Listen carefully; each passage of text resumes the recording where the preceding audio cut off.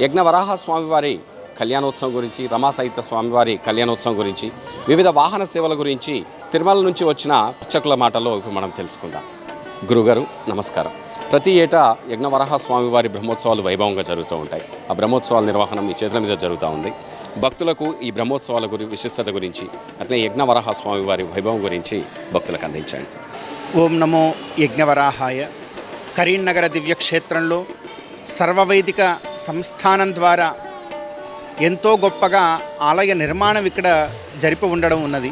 మహామహోపాధ్యాయ శ్రీభాష్యం విజయసారథి గారు ఈ క్షేత్రాన్ని ఎంతో భక్తి శ్రద్ధలతో ఆరంభం చేశారు.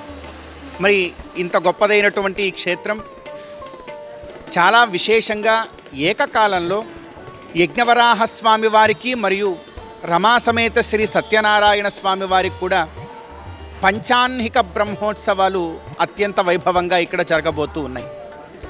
పంచాహ్నికము అంటే 5 రోజులు జరిగేటువంటి బ్రహ్మోత్సవాలు అని అర్థం.